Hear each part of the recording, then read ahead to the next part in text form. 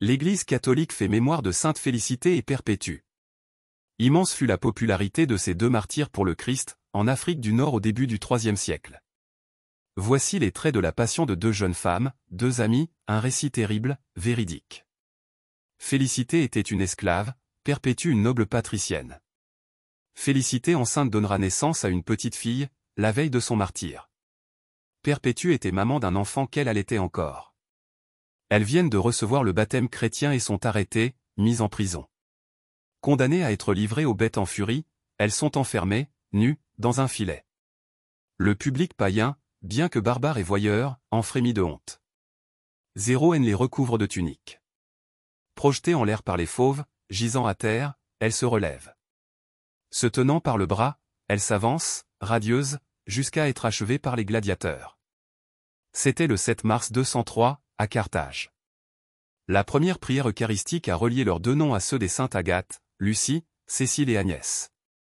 La liturgie proclame dans la préface en leur honneur, Dieu éternel, c'est ta puissance qui se déploie dans la faiblesse, quand tu donnes à des êtres fragiles de te rendre témoignage.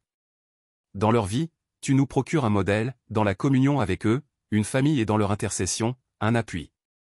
Afin que, soutenus par cette foule immense de témoins, nous courions jusqu'au bout l'épreuve qui nous est proposée. En ce début du IIIe siècle, 4 jeunes hommes furent eux aussi martyrs de Carthage. Ils passèrent dans l'ombre, tellement on fut impressionné par le martyre héroïque des deux jeunes femmes. Le culte des saintes amies Félicité et Perpétue se répandra très vite en Afrique et dans toute l'Europe. Félicité vient du latin felicita, bonheur, joie intérieure profonde, perpétue, de perpetuus, signifie en latin indéfiniment.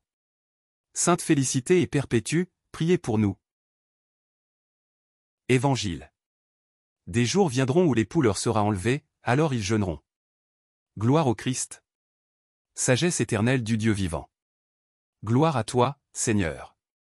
Cherchez le bien, non le mal, afin de vivre. Ainsi le Seigneur sera avec vous. Gloire au Christ. Sagesse éternelle du Dieu vivant. Gloire à toi, Seigneur. Évangile de Jésus-Christ selon saint Matthieu.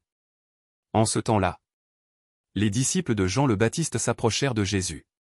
En disant: Pourquoi, alors que nous et les pharisiens, nous jeûnons?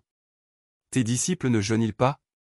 Jésus leur répondit: Les invités de la noce pourraient-ils donc être en deuil pendant le temps où l'époux est avec eux? Mais des jours viendront où l'époux leur sera enlevé. Alors ils jeûneront. Acclamons la parole de Dieu. Louange à toi Seigneur Jésus.